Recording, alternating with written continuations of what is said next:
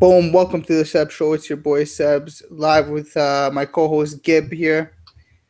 And today we're live talking about UFC Shanghai, Gastelum versus Bisping. It's a pretty good fight. It was originally Anderson Silva versus Kevin Gastelum, but he got flayed by USADA, and now it's Michael Bisping coming in on short notice after fighting in a main event 3 weeks ago at UFC 217 There's a lot of against short notice fights on this card. yeah, so short notice and a lot, yeah, exactly, a lot of short notice fights on this card, and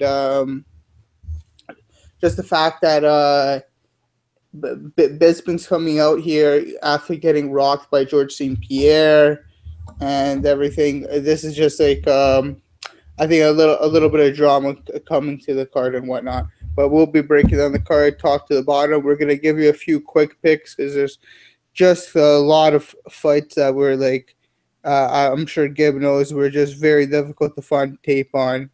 Oh yeah, the whole lot of the card.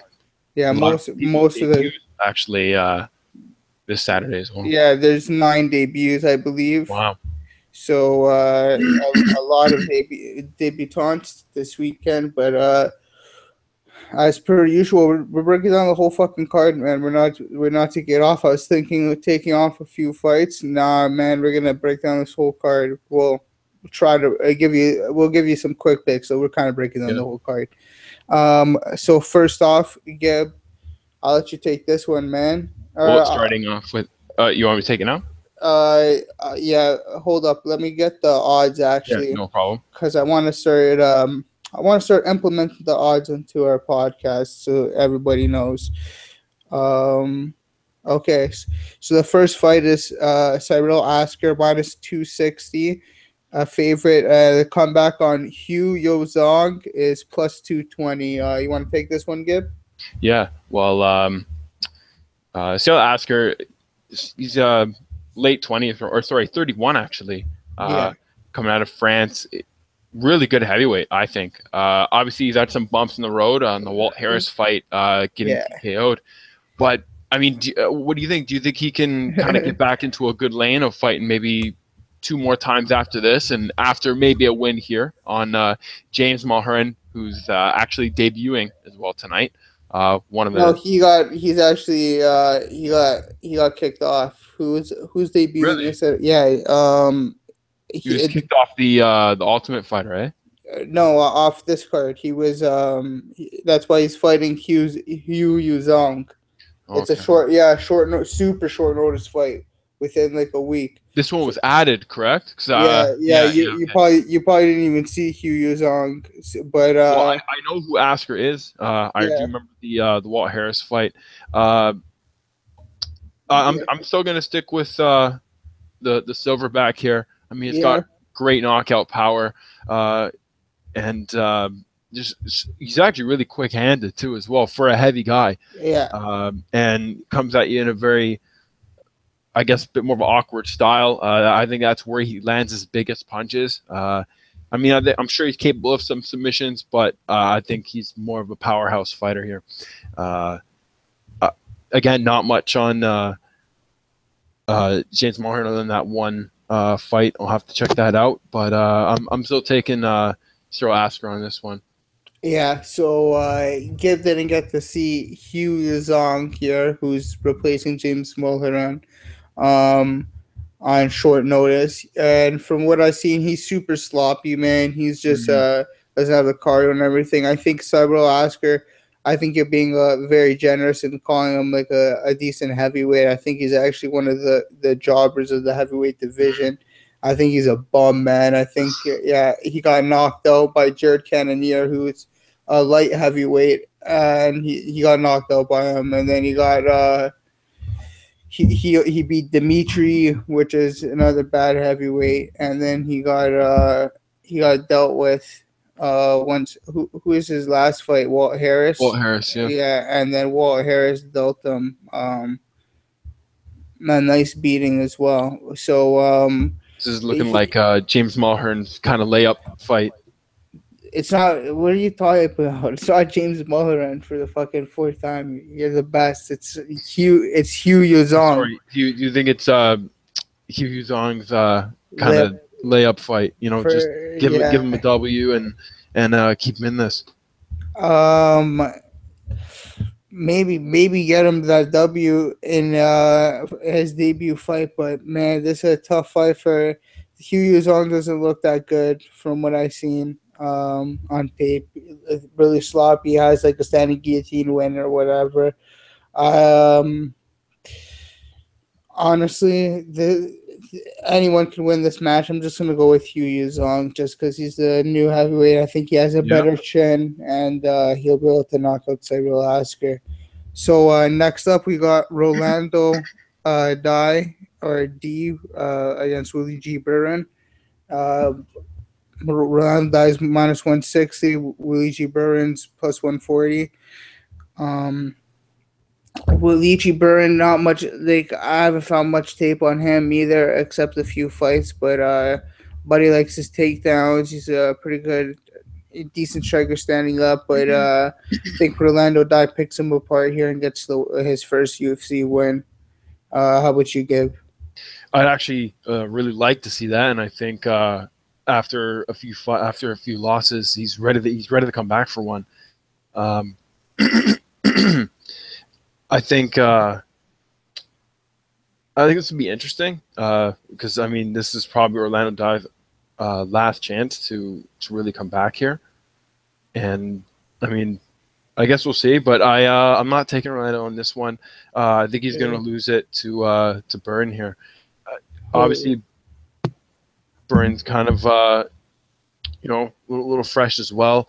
A lot of his fights that he did win, maybe a bit questionable. He did got some quick taps in some of the fights, but his submission skills are no joke for sure. Oh, absolutely.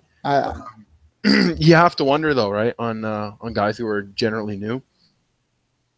Yeah, 100%. Especially like a lot of guys like to question like the guys coming out of China and whatever, like their heart.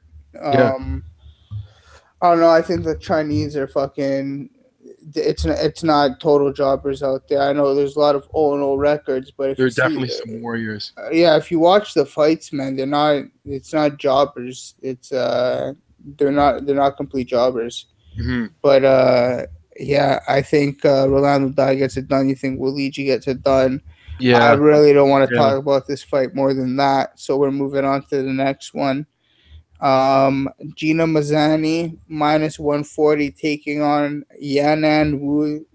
Comeback on her is plus 120. It's her debut, and she is actually ranked as the fourth best fighter in China, women's MMA in China. She comes to scrap. This girl is no joke, man. Has some devastating top game. Got some scary submissions.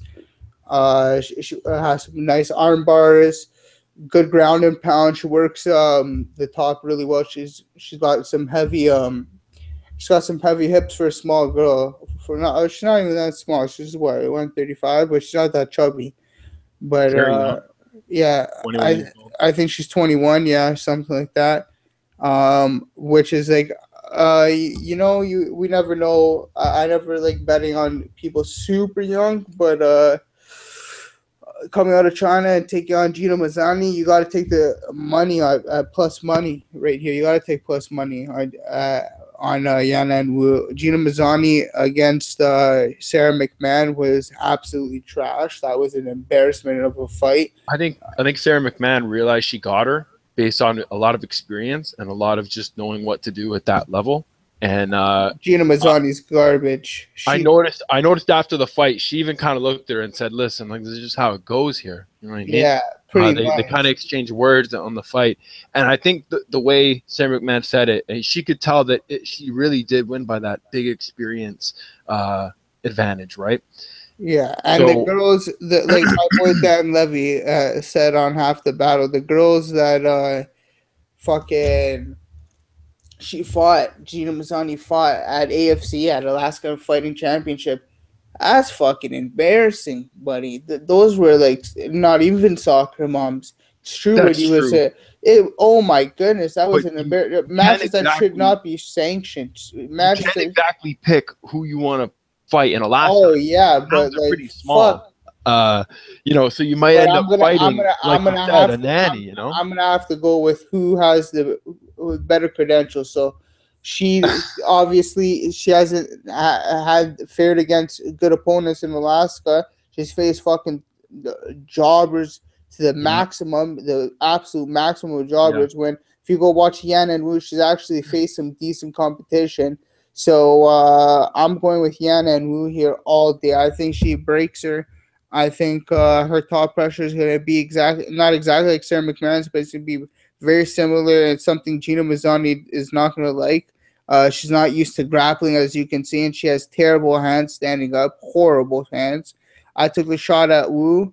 I put 2.5 units at Wu at plus 114. She's currently plus what is she? Plus 140, I said, or plus 120. Yeah, she's currently plus 120. I took the shot at plus 114 to 2.5 units to win 2.85. Fucking super confident in this, man. I think she runs over Gina Mazany. How about Yeah. you? I do agree with you on this. I think Wu is definitely coming in the way high level fighter. Lot of experience, probably fighting a lot more experienced people as well. Had a bit of a longer road, and at 21, that's pretty good. I mean, at 29, she's kind of barely keeping up with her in terms of fights fought, right? So, you know, I really do have to give it to the more seasoned fighter and younger fighter as well. I think I think the Sarah McMahon fight really showed a lot of her holes, and it pretty much threw them out there in front of the world. And Yanan's going in there to get a submission, I think. Yeah, I believe so too, and I think she's gonna get it, man. Her arm bars are deadly, so watch out for that, guys. Don't be scared to tail these picks, man. Trust me when I'm telling you, these are the bookies didn't do their homework or something this week. Yeah, they didn't do their homework this week on a lot of these girls. We'll get, or not a lot of these girls, just a lot of these fighters. They didn't do their homework on. But next fight, man, we got Chase Sherman at plus 115. And Shamil Abdurakhimov minus 135. I know me and you were talking a little bit about this last night. Yep. And fucking we got into it a little debate there, but now we're here to put it on for the viewers. Yeah. Yeah. So we got Shamil Abdurakhimov, who I think is one of the most boring point fighters in the game. He is so boring. He's very inactive at times. Um, I think he's not the greatest grappler, and he's not the greatest striker. But I think Chase Sherman has horrible fight IQ. This guy does not move his head off the center line whatsoever. He's there to get punched all the time. He's very hittable. And Shamil waits for counters all the time. That's his game. He lulls you into this really boring game that, like, where you're fighting for 15. You have to be able to fight for 15 minutes if you're fighting Shamil. That's the first thing. And Chase, good luck. That guy gasses after the first round if there's clinches, and there's going to be clinches in this. Anytime Chase gets close, there's going to be clinches, and it's going to get him fucking tired. And I see a lot of people are like, "Oh man, his leg kicks are going to be deadly here." No, they're not. The person's leg kicks who are going to be deadly are going to be Shamil's leg kicks are going to be deadly, who's a former kickboxer and a former boxer. Um, he might be able to get off a couple on Shamil, but anytime he tries to go high, he's going to get countered or his leg's going to get caught and he's going to get taken down, which is nice points on the board for Shamil. And anytime he comes too close to Shamil, I think Shamil is going to jump out of range and pop him with the jab or a counter right hand. And possibly, we know Sherman doesn't have the best chin on him, so he might get dropped, man. This guy got dropped by Alex Nicholson and the regional scene. He's been dropped by he got a clinic put on him by Justin Ledet. He got dropped by who did he get dropped by? Walt Harris. Walt Harris. Yeah, Walt Harris, and then he beat up Rashad Coulter and Damian Grabowski. Shamil Abdurakhimov. This ain't fucking Damian Grabowski, Rashad Coulter. They're not gonna. He's not gonna be an idiot standing there. This is a Dagestani-born Russian fighter who's been fighting since fucking he was in diapers, man. Shit. This is versus a guy who used to play football and has just been on the MMA scene for a little bit now, you know. I think Shamil runs over him 30-27 decision. I think he bores everybody to death with the way he fights, and he wins in the clinch with some nice strikes, and he over 3 rounds he outstrikes him, man. I think he gets his decision 30-27. And I put some money on him as well. I put 2.74 units on Abdurakhimov minus 134 to win 2 units. He's currently at pretty much still the same at minus 135. So you can get him right now as well. You already know I got the opposite opinion. Yeah. I think Chase has this fight because I agree he does take a lot of punches and he does get cracked. But the thing about him is he always moving forward. He's always chasing people down, and he makes it really nasty, makes it really dirty. Can make people back up more than they have to and get hit. I understand that that Shamil is a counterpuncher and a high-level striker, way higher level than a football player, absolutely. But when you're at the highest of high levels and you're calculating your strikes and kicks, punches, you tend to not realize that these guys are going to muscle through your stuff and take a punch, take a kick, and come in with that youth, that speed, that power, and then it's up to your chin. And again, as a seasoned kickboxer, who has the better chin? Who has the better chin, though? Well, I mean, a 38-year-old just is not going to have Chase Sherman. Sorry, a 36-year-old. A high-level striker, by the way, is going to have a bit of I would say, a hard time trading big shots constantly.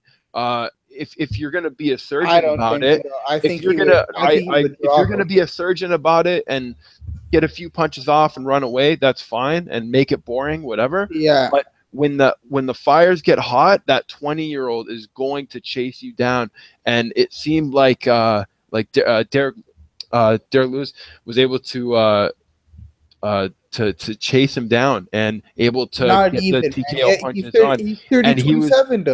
He was having a tough time. Absolutely. He 30-27 them if that was a 3-round fight, and then he in the 4th round he got knocked out. I can't lie, but he got 30-27. It took him a long time to really recover, in a lot of those rounds. To get it together, and against Derek Lewis against Chase Sherman. I know MMA math doesn't work. Chase Sherman get knocked the fuck out against Derek Lewis, man. Derek Lewis we'll have to see. We'll have to see about that. Oh, I think so, man. Chase Sherman's not at that level yet. I think the hype's just behind him because of Twitter and his Instagram and everything like that. I would definitely pick Derek Lewis in that fight. But I do think Chase does have a bit of a chance here. He definitely does have a chance. It's heavyweight, but I just think with the way he strikes, he's inactive at times too. It's just gonna fall right into the game of Shamil. I don't know. I'm super confident in that one. Anything else you need to say about Chase, the fucking vanilla gorilla Sherman over there? Well, that's about it. I think he's probably gonna knock him out, and maybe the knock him out, eh? Tough. I'm picking Chase Sherman for the knockout. I don't want to say it in the 1st round. I don't think it'll happen that quick. Maybe 2nd or 3rd, but I wouldn't pick like a 1st round stoppage. So I'll stop at a 2nd round. Yeah, 2nd round knockout. And I'm gonna be leaving our Twitters. on on the YouTube page below, so you can yell at Gib and stuff, or me with your comments on like who you actually think is gonna win the fights or not. You Bring can, the hate, man. yeah, man, you can actually converse with us. But next up we got Bharat Kandare versus Yaozong Song, and like fucking. This is short notice fight again. Yaozong Song is 19 years old. This kid's been fighting since he was like 16 or some shit. Uh, Lots of power in his hands. Just been dropped a couple of times. And Bharat is like a serious wrestler. Not sure like why he's the.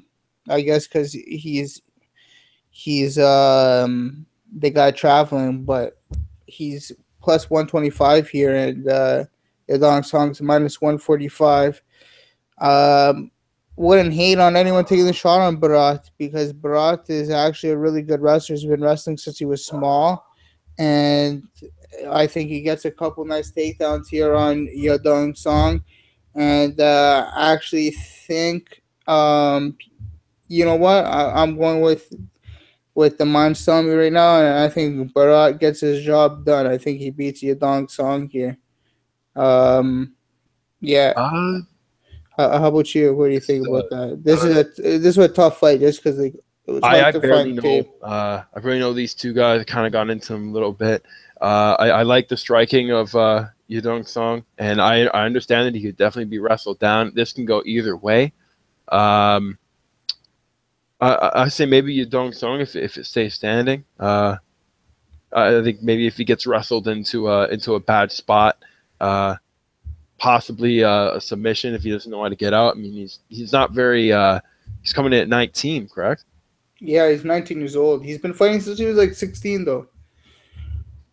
I mean, what do you think? I mean, what do you think about how new you have to be into this, or can you just go into it whenever? We saw a kid I think you have to be Naoki and Naoki or Noye or whatever his fucking name is, and on the Singapore card and another card like this, and fucking he was 19 years old. He had to like overcome adversity and whatnot. He did well.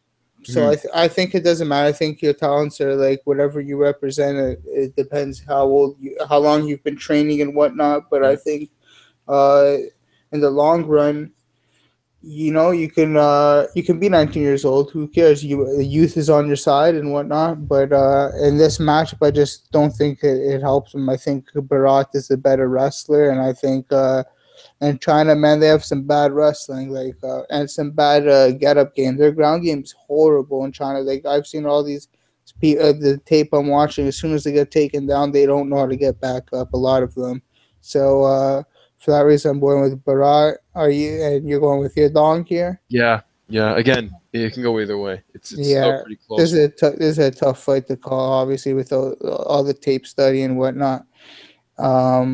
The limited tape study on that one. But the next one is a fight I know you're super interested in for sure.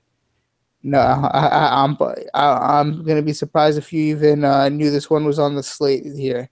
Curran plus 115 and Yan Zion. I can't say her name. Zion Yeah. minus 135.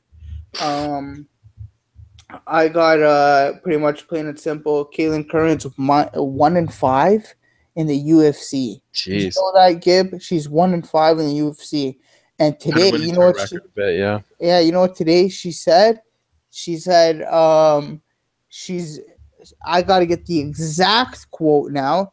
going right into my group chats because I know my man Dan Levy posted this earlier today. And let me just grab this real quick. She said something stupid.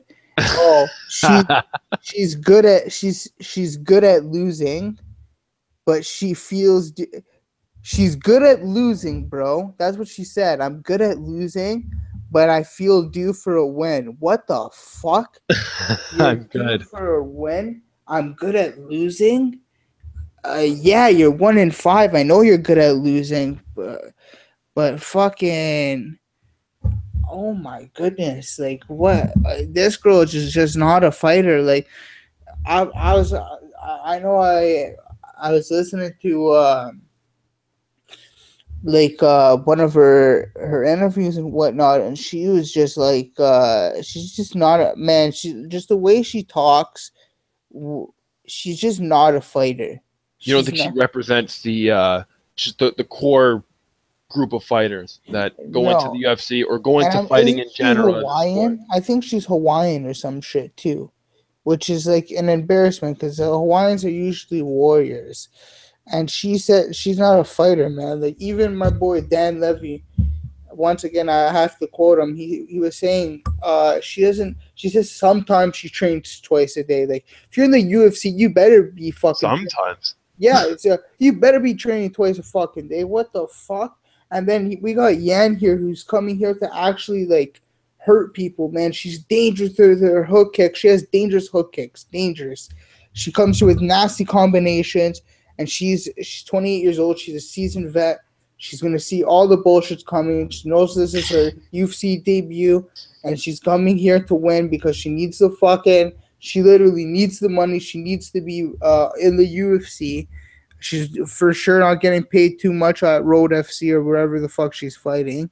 So I got Yan all day here. I think she's going to dominate. I think she's actually going to run through Caitlin Curran and finish her within the first round or two.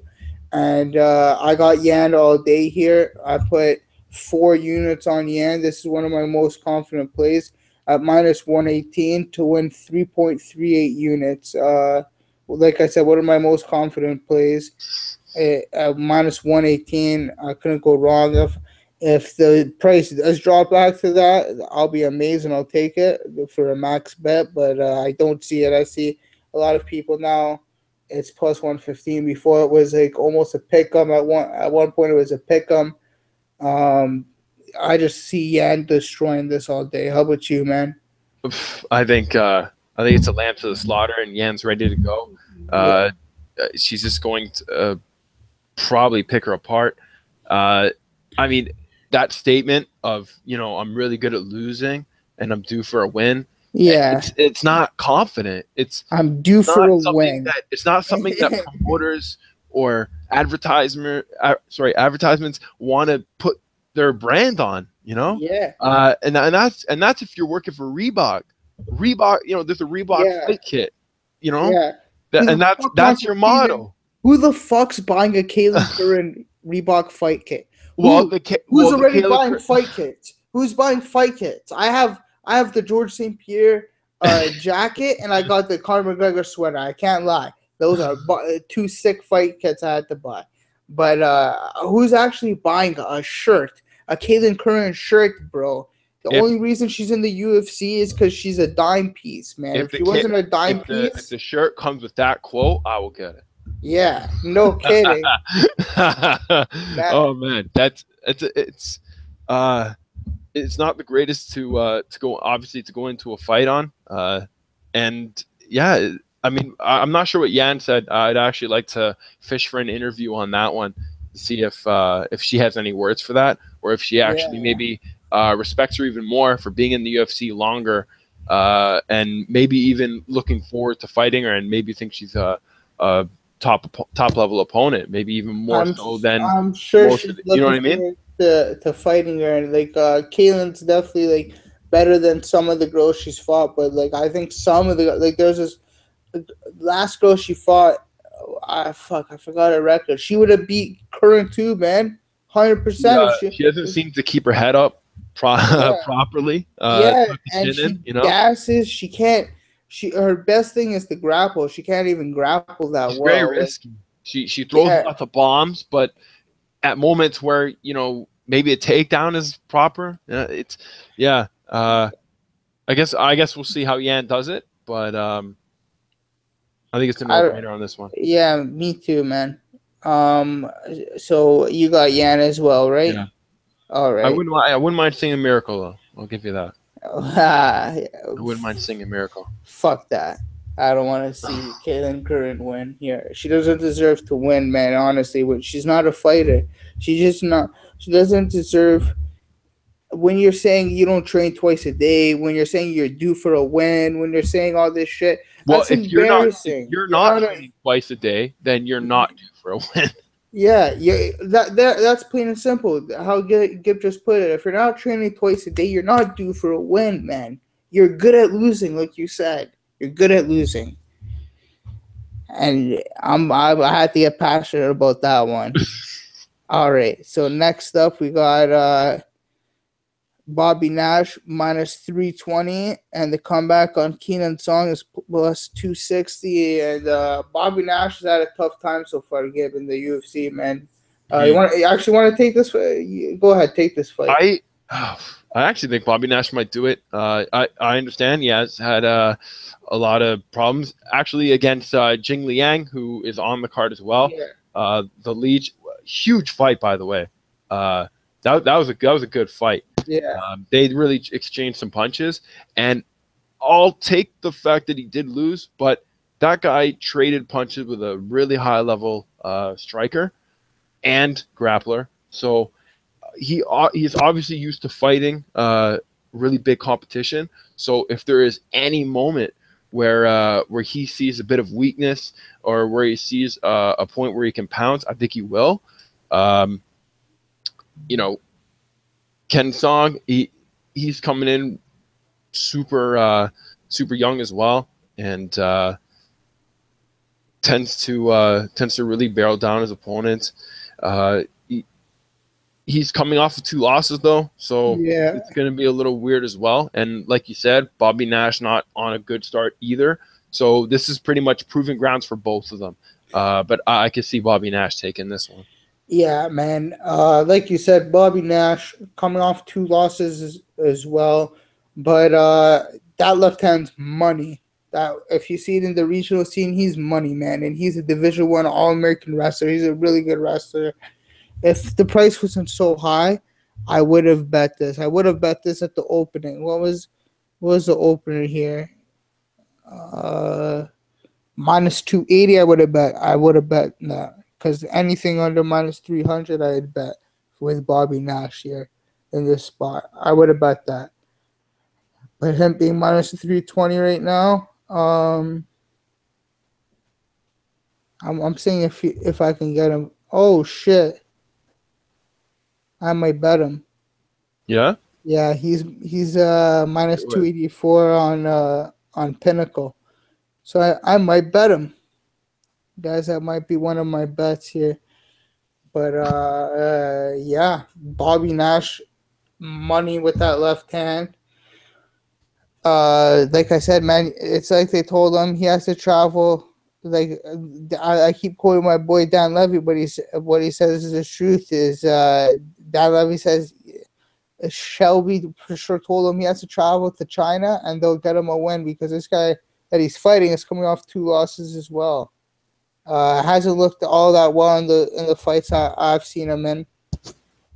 Keenan Song, striking's rudimentary, man, and he's just not that good of an opponent. I don't think he would be. He's going to be in the UFC for that long either, especially when you can't. You're not going to be able to compete with like even the top like 20, 25 when you're in your debut or whatever. Like fuck, man, I don't know how long they're going to keep you for. But I got Bobby Nash all day here. I got no money on him at the moment, but look, he had a bet, man. After this, going to finish up some quick tape study on Bobby Nash. Might be taking him at minus 284. I think that's a good price on him. How about you? Yeah, I'm taking Bobby Nash on this one. Not exactly sure how he wins this. Again, this guy's, like you said, really high level on the national scene. And a lot of times you're running into guys who are super high level strikers or super high level wrestlers. It could be close. So I still think Nash will win it. Maybe even a decision. Well, like I think he knocks the guy out, but yeah, I see what you're saying, 100%. Because a lot of guys who have hard hitting power, when a fighter's being awkward, when a guy's kind of moving around weird, he tends to let off the gas a bit, and you tend to rack up the amount of time being inactive. And I mean, you go to the decisions, right? and all of a sudden, you know, a guy who hits hard, generally knocks people down, you know, pressure, is all of a sudden standing there and, you know, doing nothing and kind of just looking at him weird. It just happens, right? Yep. And it tends to bring fights into decisions where, you know, originally people were saying knockouts. That's true. So next up, we got Zabit Magomedsharipov versus Sherman I know you're Moraes. really excited for this one. This is the fight of the night, man. This is fight of the night. First off, let me tell you the odds for this. The odds are way off right now. Minus 500 for Zabit, Whoa. minus 500, and fucking plus 400 for Sherman. Really? So yeah, and I don't hate on anybody taking the shot at Sherman at plus 400. At plus 400 taking the shot at Sherman, I'm not hating you at fucking all, man. Oh my goodness. But is it beat minus 500? I think that's a bit too steep. I wouldn't think. Like I took him. I think I took him at minus 400, and then Whoa. and then I took him at minus like 425 or something, right before, and that was like while I was taking him, like the line was dropping. Like I took him at like minus 400, and he dropped to 425 when I was taking him. So, yeah. So you guys know the cat's off the bag. I did take Zabit in this fight, but I think let me just tell you why, man. I think Zabit's a very, very technical striker. Gets inside the pocket well, and when he's in the pocket, he's got some good boxing, man. He's got some crisp hands, and he's got some nasty uppercuts and whatnot. You saw what he did to Mike Santiago, who was on like a 10-fight winning streak or some shit like that. He was on like a crazy winning streak, and he put that to bed. He threw up a Showtime kick in that fight as well. Like, this guy is crazy flashy, and he comes from that wushu background, so you already know he's got that spinning shit. And oh God, yeah. And I think spinning shit's gonna prevail, man. I love spinning shit, man. Spinning shit will prevail on this night. I think a little. Sorry, guys. I lost the. Oh, there we go. Yeah, but I think spinning shit will prevail on this night, man. I think Zabit being a little bit more technical. Sherman's a nasty fighter, man. Nasty Muay Thai background. 44 wins, like 2 or 3 losses. He's dangerous, man. But coming in with that kick-heavy attack against a guy like Zabit, I don't know how long that's going to last for you. Zabit can hit you at all angles. He's nasty with submissions. He's long and range. He's 6'1" in the featherweight division. He's huge for the featherweight division. That's massive. Really big. Yeah, he's massive for the featherweight division. And this guy has a significant reach advantage on like almost all his opponents. Super lanky, and so his limbs are like he wraps up these darts and these ninja chokes really well. Man, I think he gets the job done here. Sherman tends to get a little bit wild when he's throwing hands. He doesn't have the best hands, and I think he'll get counter clipped really hard by Zabit, and I think Zabit will ultimately put him to sleep here. TKO in the second round, but I do see Sherman coming out and possibly even getting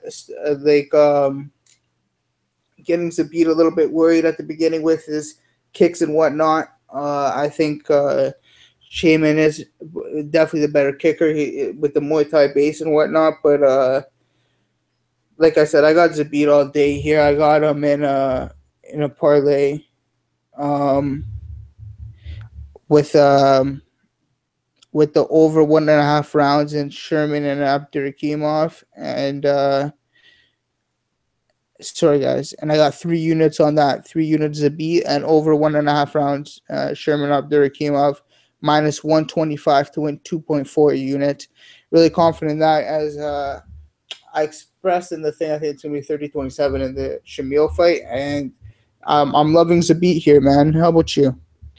Well, I'm actually a really big fan of Sherman Moraes after this tape study. I really enjoy his Muay Thai fights. Super high level striking. I think his hands are a little quicker than you think.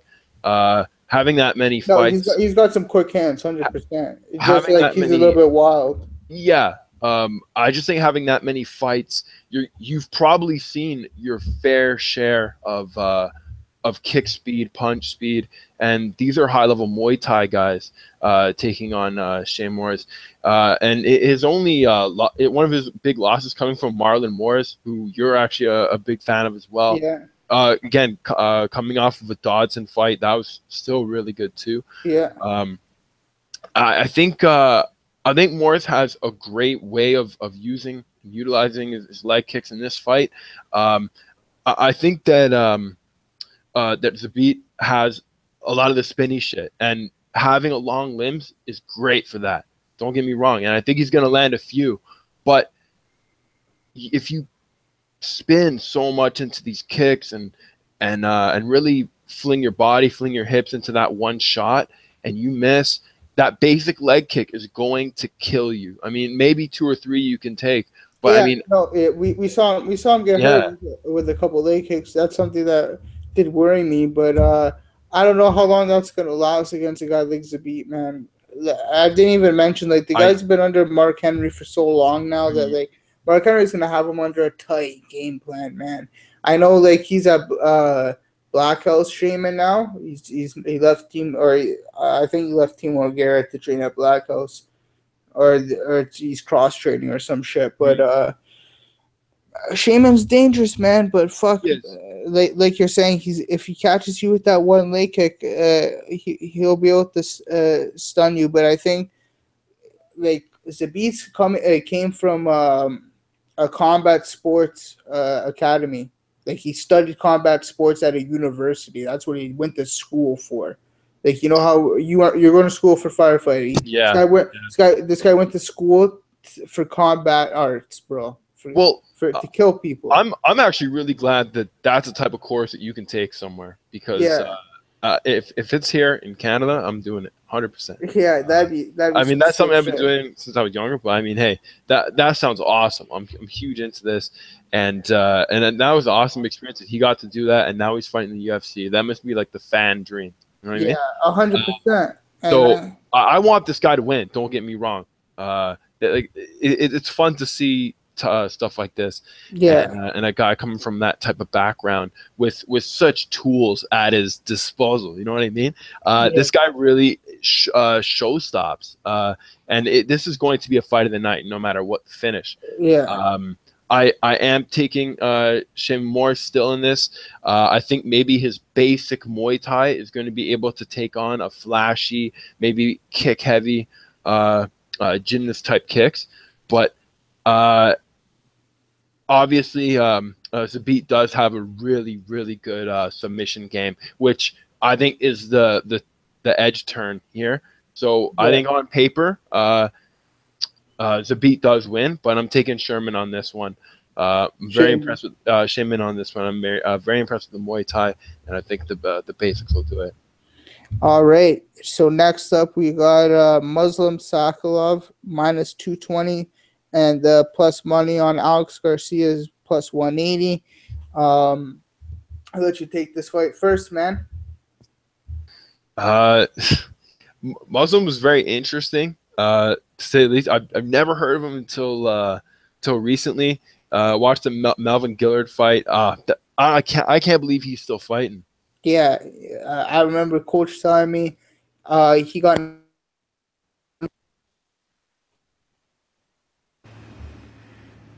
Say that again. Like Coach Claude was telling me, Oh yeah, he was telling me fucking Gallard got knocked out by some, like he's still fighting and he got yeah. knocked out by some Russian guy in China, and this is the Oh Russian guy he was talking about. yeah. Oh yeah, yeah. Yeah, that's jokes. That's why when I first heard of Muslim, I was like, oh shit, like that's crazy. Wow, that's Yeah, crazy. Uh, yeah, man. He seems like a big threat in this division. I mean, don't you think? yeah, If he gets this first win off in the UFC, yeah. Oh, he's gonna be dangerous. Comes from once again spinning.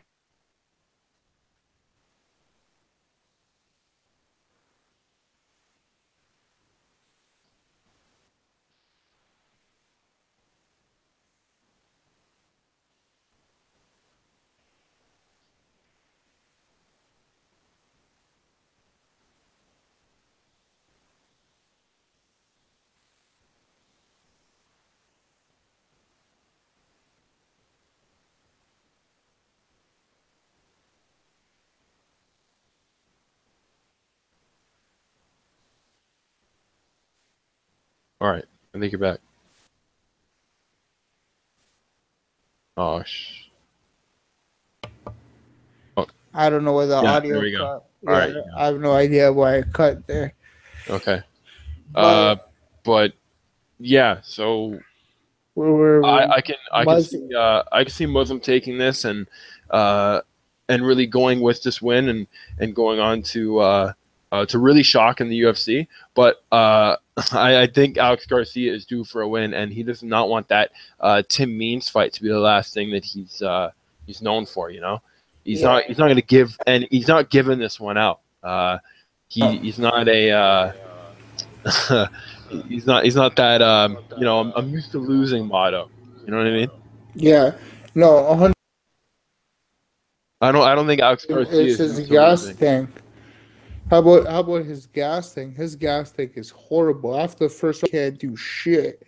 And if he gets a spinning kick, like all the spinning kicks I've been seeing Muslim throw at people, spinning back kicks to the body, that's been putting people to fucking sleep, just like Melvin Gillard and stuff, putting people straight to bed. If he puts one of those on the already horrible gas tank, the core, the abdomen right there, the solar plex of Alex Garcia, he's gonna get winded. He's going straight out. He's going to sleep, and I think he's gonna keep distance. I think he's gonna walk.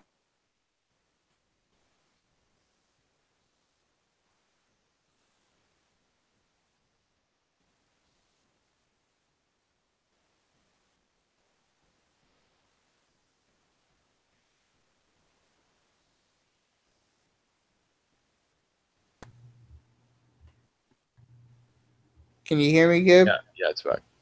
Yeah, yeah. I think over I think he gets his done over 2 rounds, and I think he takes out the gassy Alex Garcia. Man, Alex Garcia, like I said, can't stay for. There's no way he's gonna be able to stay this for 3 rounds. He might be able to like get a takedown or two and blanket him for a little bit of a round, but I think he's learned some stuff. I've seen him shuck off takedowns pretty well. So I like Salikhov a lot in this fight. I got Muslim all day, man. I think he knocks out Alex Garcia. I put 4 units on Salikhov at -174 to win 2.29. He's currently -220, so I'd still hop on if I were you guys. But oh, sorry about that. Yeah, We audio got kind of iffy, eh? Yeah, I heard that. Yeah, The Alex Caceres versus Guan, and Alex Caceres is -150 here against a guy who is um 19-1, I believe. 19-1, and he's +130. Um, so I took Guan all day. I took the shot on Guan. I put 2 units on him. I'm pretty sure. I put 2 units on Wong at +137 to win 2.74. Um, I might actually throw a little bit more, like half a unit more on him if I see the line increase. But I like him a lot in this fight. This guy's got some devastating power in his hands. If you see some of even his highlight video, he's got some scary power in his hands, man. And against Alex Caceres, who likes to gas after the first round because of all the flashy shit he does. I think he gets very hittable after that first round, and I think he's going to be able to get hit pretty hard by Wong over here, and then he's going to be able to, like, if he doesn't put him to sleep, he'll at least win a 29-28 decision at worst. So I got Wong all day here, man. At I like I said, +137. I got him at 2 units. So how about you? I also think that if this fight kind of goes into the mud, it'll get into that decision area, and when it does go to that, I kind of see Alex getting the loss here. I'm a big fan of Bruce Leroy. I enjoyed his Rolando Dye fight, even though they kind of had to throw it to him. to kind of give him like a nice, matchup in terms of style, in terms of, okay, these guys are going to stand. You know what I mean? Yeah. Obviously, his Jason Knight and Yair Rodriguez fight did not go very Yeah, well. your fight wasn't even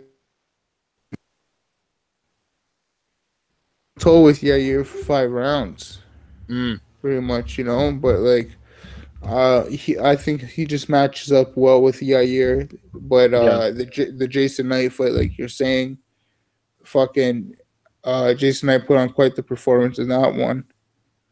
yeah. Again, I see Wang winning this in the late rounds.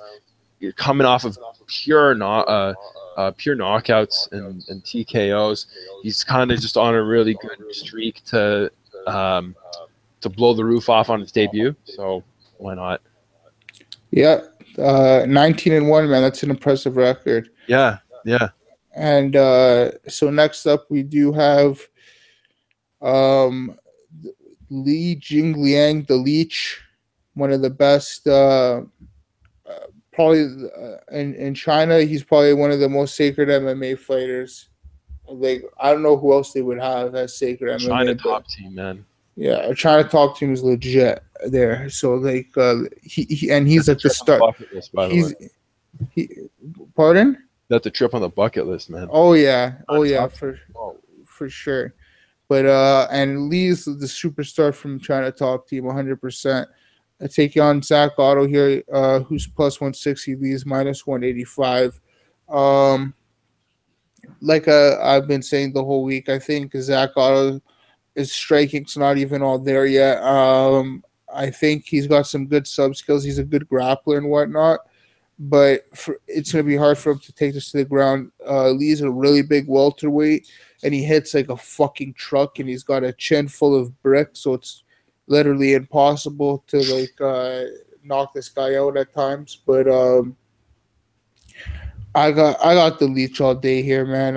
I think he's gonna be able to put a beating on Zach Ottow. I think his forward pressure and the way he's gonna break down Ottow is gonna eventually break down Ottow, and I think he's gonna land some bombs on him and maybe not knock him out, but he'll win a decision here. This is his first co-main event and in his hometown. In his home of China. I think he puts on a show for the fans here, man, and he gets the job done. So I put 2.5 units on Lee here. Jingliang minus 170 to win 1.47 units, and I'm super confident in that one. How about you, Gib?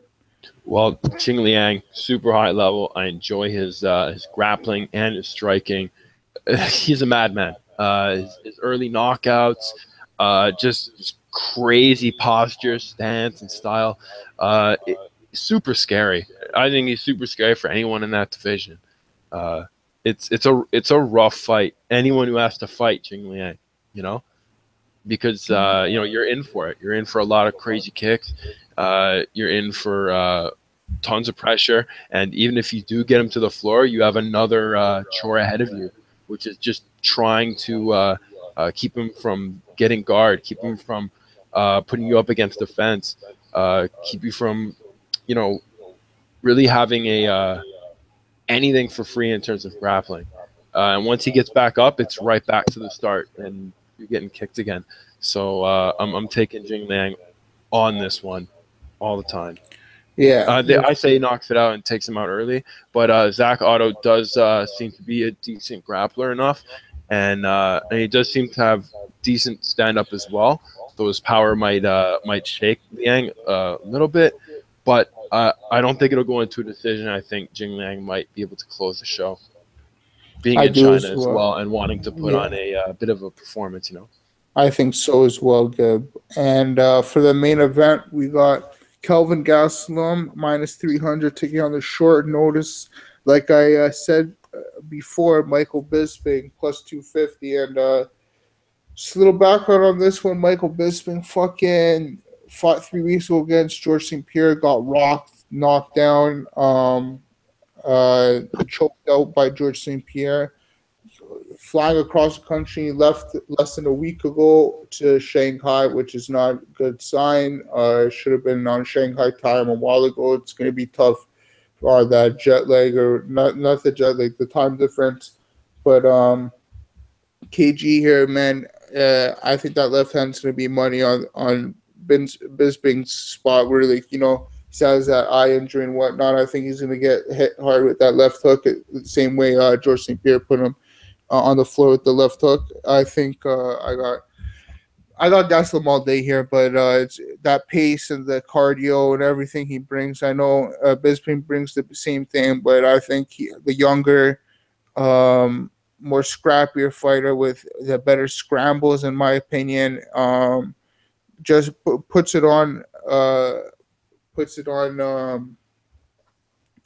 Bisping, and eventually it takes Bisping out in the third round.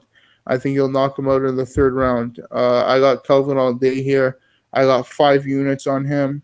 I got 4 units straight up, minus 271 to win 1.47 units, and then I got 1 unit on him and Zabit at minus 153 to win 0.65 units. So I'm super confident in that pick, man. I got Kelvin all day. Yeah. How about you? I got Gastelum. I mean, both from the Ultimate Fighter. Would you believe it? And now they're going to fight. It seems like Michael Bisping is going to this one really, really quick. I think he just wants to end his career. Maybe even have one more fight after this. I'm pretty sure this is the last one. He says he's having one more after this. He's going to fight in March in London. More power to him. I love watching him fight, and I'm gonna love watching him fight now. But obviously, I think Calvin Gastelum's super dangerous. I mean, if you saw his Weidman fight, that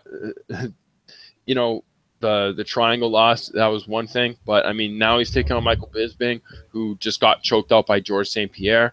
Kind of been dissected by other guys. If you look at a lot of his game tape. Like you said, Calvin Gastelum constantly putting pressure. The younger fighter, really fast, really good hands, by the way. Calvin Gastelum really seems to find the button and really mix in his combinations well. Great wrestling, good takedowns. I think it'll be pretty nasty early on, and it'll get super aggressive. And I think Calvin Gastelum wins those types of scrappy fights, even in the scramble, even in the even on the feet. You know what I mean? Yeah, I agree with you there, bud. Calvin Gastelum. I think it ends possibly early, second round maybe. Yeah, I think so too. And so that's it for this week, guys. My bets are posted on betmma.tips/Sebs show. Posted on Twitter as well at the Sebs show. Follow Gibbs at Dave_Gibbs with a Z. And then, what else do we have to shout out, Gib? You want to do any upcoming? That's what I'm thinking. We have that's what I was thinking about our interviews. We got Benito Lopez coming on very soon. Hopefully next Monday, I believe he'll be on talking about his debut UFC fight against Alberto Moraes at UFC Fresno, and then we will be also talking to, I believe, Jason the Kid Knight, possibly the same day. Hopefully, put the interviews out around the same time. Jason the Kid Knight taking on, I believe, Enrique Barzola. Or Gabriel Benitez, taking on Gabriel Benitez, which will be a great fight for both of them, I think. And I think Jason the Kid Knight has the second or third spot on the main card, and Benito also is opening off the main card, which is great for him, man. Congratulations to my boy Benito. Shout out to him, man. I hope he does big things. But next week we're going to be breaking down 2 cards, a huge breakdown. We got UFC 218 and the tough finale. It's going to be a pretty big podcast that one. We're going to go top to bottom from the tough finale, and then we're going to go top to bottom for UFC 218. And I'm very pumped because I'm going to have a lot of bets on both those cards. So stay tuned, man. And let's go. Let's cash these bets, guys. Let's get this money this weekend. Have a good one, guys. Peace out.